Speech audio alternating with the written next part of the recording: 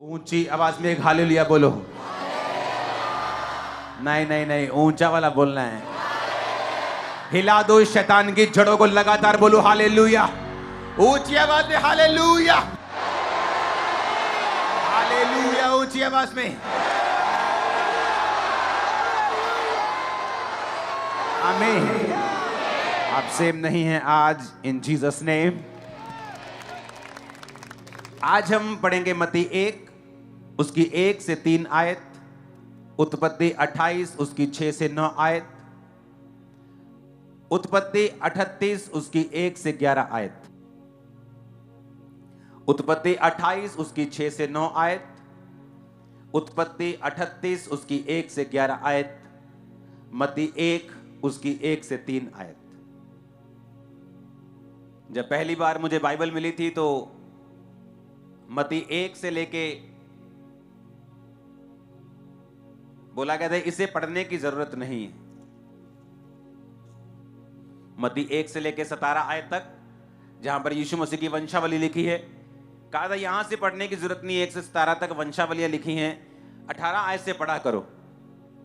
लेकिन जैसे जैसे मसीह में मैं बड़ा हुआ, मुझे समझ आई कि बाइबल का एक एक बिंदु, सेमी कॉलन, एक एक फुल स्टॉप, उसका बड़ा महत्व था बाइबल में। जहां पे पौलुस ने लिखा है कि पवित्र आत्मा से परिपूर्ण होते जाओ, उसके आगे फुल स्टॉप नहीं लगा, सेमी कॉलन लगा, जिसका मतलब यह है कि अभी उसने अपना वचन पूरा नहीं किया। उसके आगे वो कहता है कि पवित्र आत्मा से परिपूर्ण होते जाओ, दाखरस से मत वाले ना बनो। फिर आगे समझाता है कि आपस में भजन गाओ, यानी अपने आप से बात करो, अपने आप से वचन में से बात करो, परमेश्वर का धन्यवाद करो। और उसने पवित्र आत्मा से कैसे बढ़ना है, पवित्र आत्मा में, यह भी बताया है। कैसे मालूम होता है? जस्ट एक सेमी कॉलन से। जो लोग बोलते हैं कि बाइबल में जी बहुत सारी शोध की गई, बाइबल कौन सा ओरिजिनल है, इसमें बड़ी हजारों बार शोध की गई, यह सरासर झूठ है। बाइबल में एक बिंदु की भी शोध नहीं की जा सकती। उसका कारण यह है कि बाइबल इब्रानी भाषा में छपी और यूनानी भाषा में छपी। इब्रानी भाषा में अगर मैं प्यार बोलूंगा तो प्यार भी कई शब्द में आता है। यूनानी भाषा में अगर प्यार बोलूंगा तो फिलियो भी प्यार है, अगापे भी प्यार है, एक और शब्द है जो प्यार के लिए यूज होता है। लेकिन जब हिंदी में वो पढ़ा जाता है तो हिंदी में सिर्फ प्यार। तो उसकी वजह से जब ट्रांसलेशन बाइबल की हुई इब्रानी भाषा से यूनानी भाषा से, तो ये भाषाएं बहुत बड़ी थी और जिन भाषाओं में ट्रांसलेशन हुई वो इसके मुकाबले इतनी बड़ी नहीं थी। तो जब जो भी उनको अच्छा लगा, जो सा वचन, वो वचन लिख के उन्होंने बाइबल को ट्रांसलेट कर दिया। तो जब फ्यूचर में और अच्छे शब्द उसके बदले मिलते थे, जैसे हिंदी में प्यार लिख दिया, लेकिन बाइबल में ओरिजिनल भाषा में फिलियो लिखा था या अगापे लिखा था। अगापे का मतलब होता है अनकंडीशनल प्यार, फिलियो का मतलब होता है भाइयों वाला प्यार, लेकिन हिंदी में अकेला फिलियो लिख दिया। तो ऐसे सब भाषाओं में जब ऐसे वचन लिखे गए और जब उन भाषाओं में बाद में कोई बेहतर विकल्प मिलता था तो वो एडिट करके उसको उस जगह पे लगाते थे। तो लोगों ने बोल दिया बाइबल शोध की गई। ओरिजिनल बाइबल कभी शोध नहीं की गई, ओरिजिनल बाइबल को कभी एडिट नहीं किया गया, ओरिजिनल बाइबल में कभी एक बिंदु बढ़ाया या घटाया नहीं किया। जो इब्रानी और यूनानी भाषा में लिखी गई वो एक्यूरेट है, क्योंकि वो खुदा का वचन है, इंसान का नहीं। आमीन। और वो आज भी काम करती है। हालेलुया। मैं बार बार बाइबल को पढ़ता रहता हूं, शुरू से लेके एंड तक, शुरू से लेके एंड तक। मत्ती को जब मैंने पढ़ा तो लिखा अब्राहम की संतान, दाऊद की संतान, यीशु मसीह की वंशावली। अब्राहम से इसहाक उत्पन्न हुआ, इसहाक से याकूब उत्पन्न हुआ, याकूब से यहूदा और उसके भाई उत्पन्न हुए, यहूदा और तामार से फिरिस और जोहरे उत्पन्न हुआ। मुझे एक बात याद थी कि जो यहूदा के बेटे थे वो फिरिस और जोहरे नहीं थे, जो पहले उसके बच्चे हुए। लेकिन यहां वंशावली में वो ऐड क्यों नहीं किए गए? जब मैंने बाइबल खोली ध्यान से, फिर मैं पीछे गया उत्पत्ति की तरफ।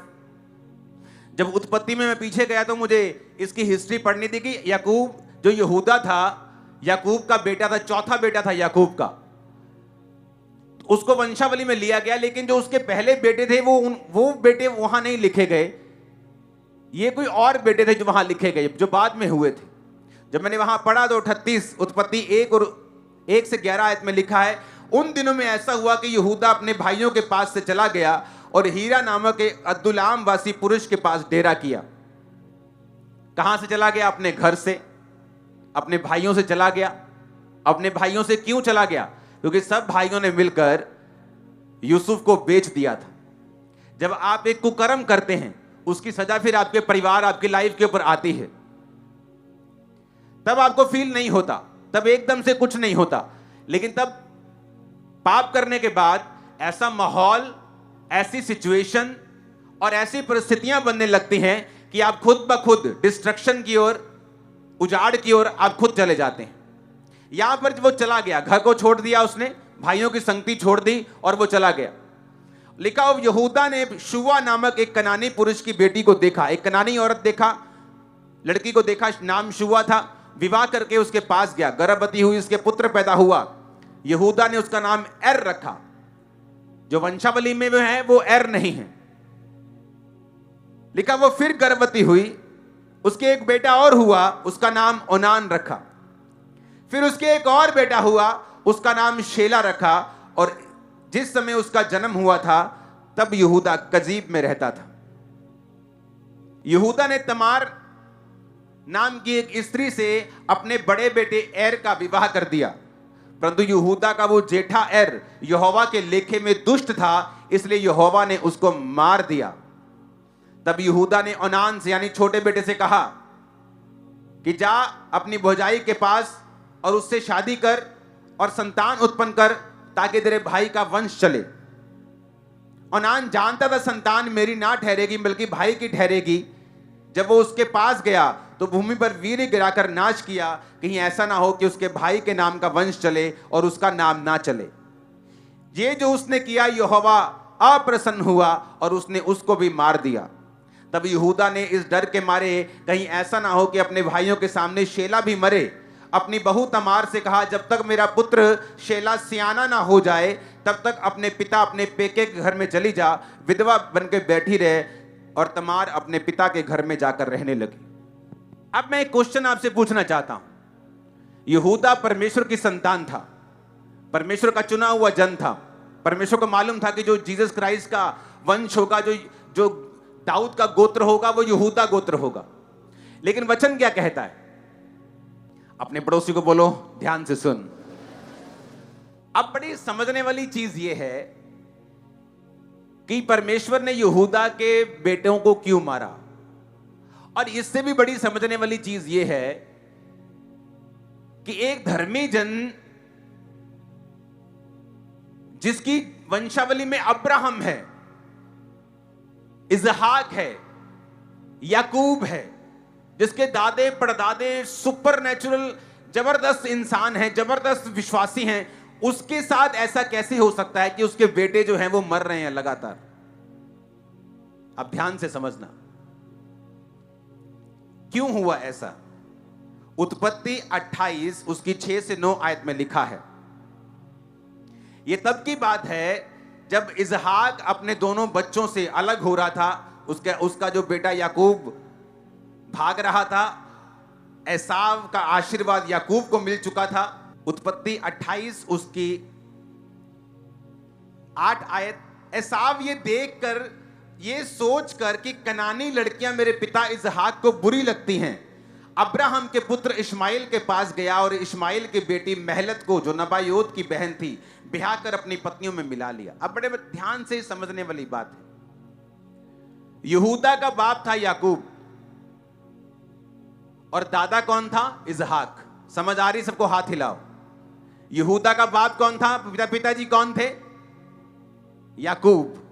याकूब के पिताजी कौन थे? इजहाक। इजहाक के पिताजी कौन थे? अब्राहम। तो यहां पर क्या होता है,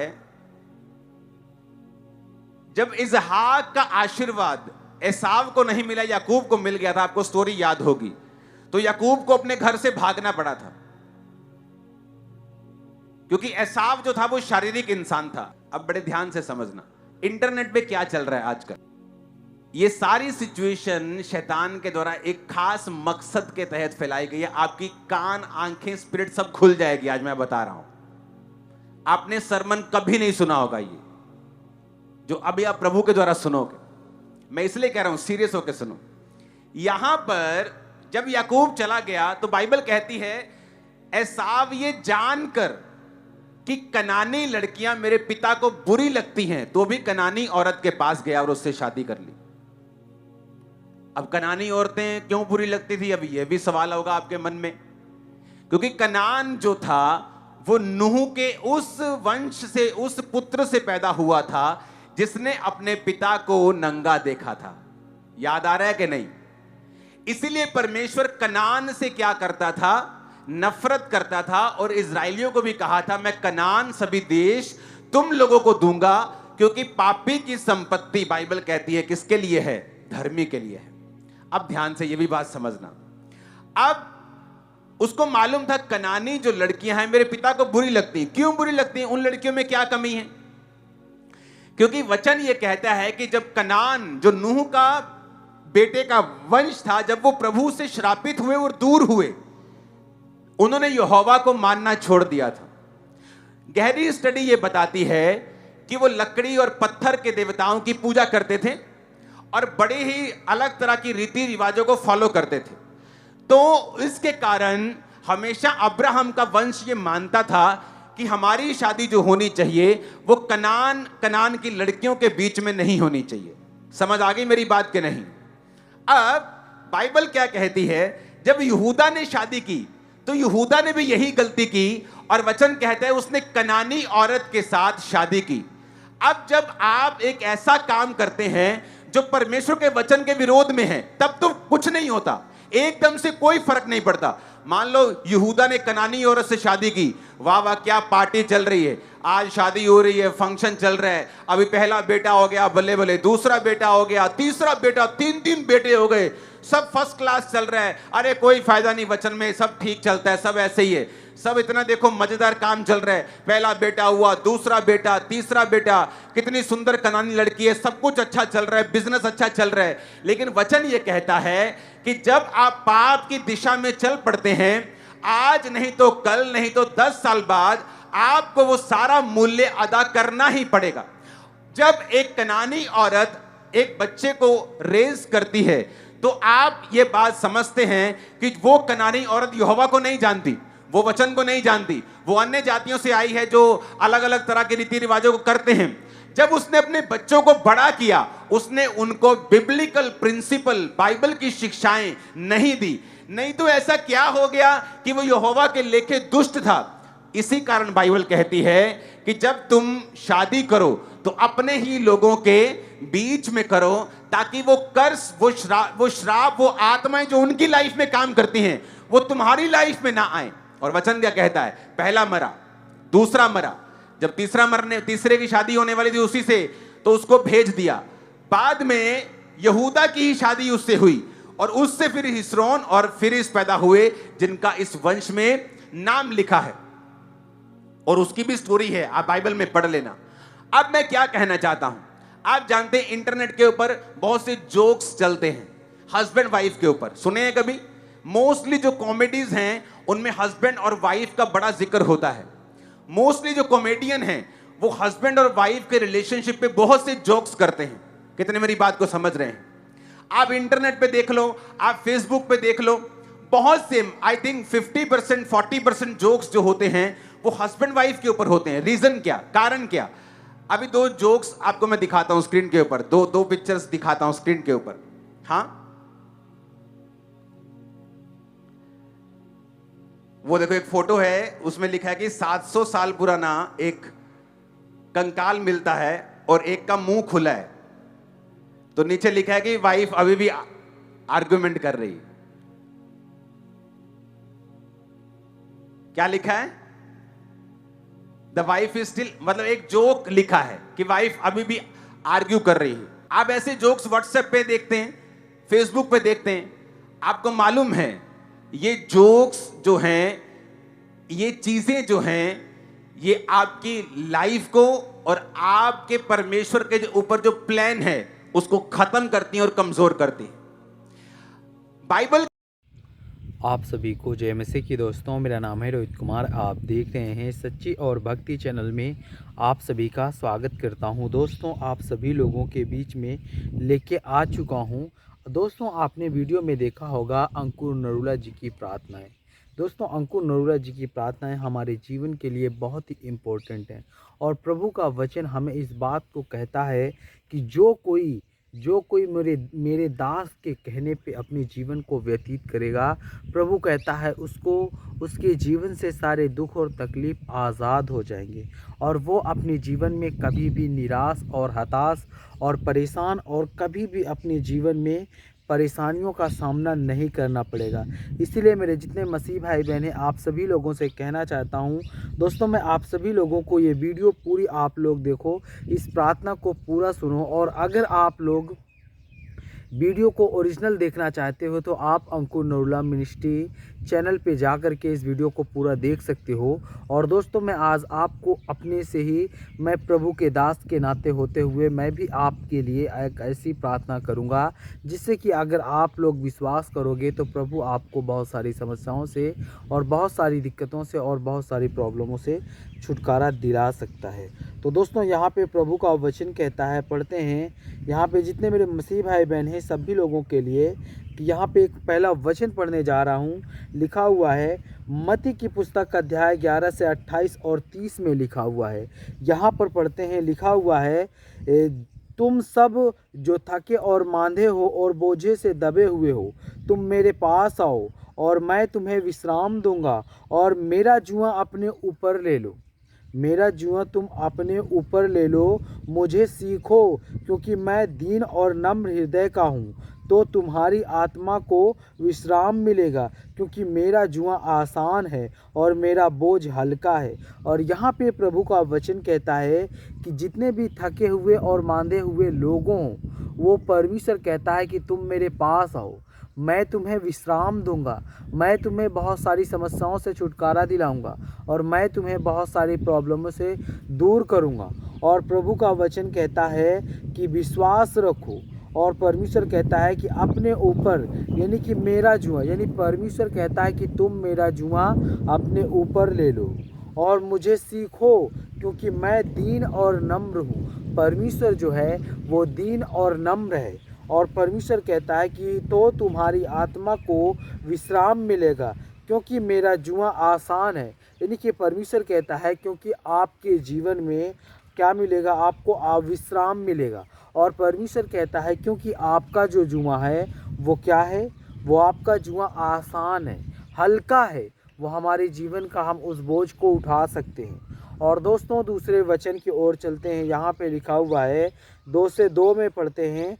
कुरिन्थियों की पुस्तक अध्याय 1 से 3 और 4 में लिखा हुआ है, धन्य है वह परमेश्वर और हमारे प्रभु यीशु मसीह का पिता, जो दया का भावना है और हर प्रकार की शांति का स्रोत है। और वह हमारी हर एक पीड़ा में हमें शांति प्रदान करता है, ताकि हम भी उन लोगों को शांति दे सकें और जो किसी प्रकार की पीड़ा में ना हो। यहाँ पे परमेश्वर का वचन कहता है, धन्य है वह परमेश्वर जो हमारे प्रभु यीशु मसीह का पिता है और जो दया का भगवान है और वह हर प्रकार की शांति का स्रोत है। और वह हर परमेश्वर कहता है कि वह हमारी हर एक पीड़ा में हमें शांति प्रदान करता है, ताकि हम भी उन लोगों को शांति दे सकें जो किसी भी प्रकार की पीड़ा में पड़े हुए हैं। मेरे प्रियो, यहाँ पे प्रभु का वचन कहता है आप लोगों को प्रभु के वचन पर विश्वास करना और परमेश्वर के बताए हुए मार्ग पे चलना बहुत ज़रूरी है। क्योंकि प्रभु का वचन यहाँ पे कहता है, भजन संहिता अध्याय जहाँ पे लिखा हुआ है 34 से 13 में पढ़ते हैं, जो धर्मी पुकारते हैं तो प्रभु सुनता है और उनके सारे संकटों से उन्हें छुटकारा देता है। यहाँ पे परमेश्वर का वचन कहता है जब धर्मी पुकारते हैं तो प्रभु क्या करता है, सुनता है और उनके सारे संकटों को छुटकारा दिला देता है। अगर आप लोग अपने जीवन में प्रभु के वचन पे सच्चाई से अपने जीवन को व्यतीत करते हो, तो प्रभु कहता है कि जब तुम प्रभु को पुकारोगे तो प्रभु तुम्हारी प्रार्थनाओं और विनतियों को सुनेगा और सुनने के बाद प्रभु तुम्हारे सारी संकटों को दूर कर देगा। और परमेश्वर का वचन कहता है आप अपने जीवन में बहुत सारी समस्याओं से और बहुत सारी दिक्कतों से छुटकारा पा सकते हो। और दोस्तों यहाँ पे लिखा हुआ है 6 में पढ़ते हैं, यूहन्ना की पुस्तक अध्याय 16 से 33 में लिखा हुआ है, मैंने तुम्हें यह बातें इसलिए कही है कि ताकि तुम मुझे शांति पाओ, और संसार में तुम्हें कलेश हो, परंतु हिम्मत बांधो, मैंने संसार को जीत लिया है। यहाँ पे परमेश्वर का वचन कहता है कि मैंने तुम्हें यह बातें इसलिए कही है कि ताकि तुम, परमेश्वर कहता है कि ताकि तुम मुझ में शांति पाओ, और संसार में तुम्हारे कलेश होगा, परंतु हिम्मत बांधो और मैंने संसार को जीत लिया है। प्रभु कहता है कि मैंने संसार को जीत लिया है। तो जितने मेरे मसीह भाई बहन हैं, आप सभी को जय मसीह की दोस्तों। God bless you all of you, आमीन। नेक्स्ट वीडियो मिलता हूँ दोस्तों।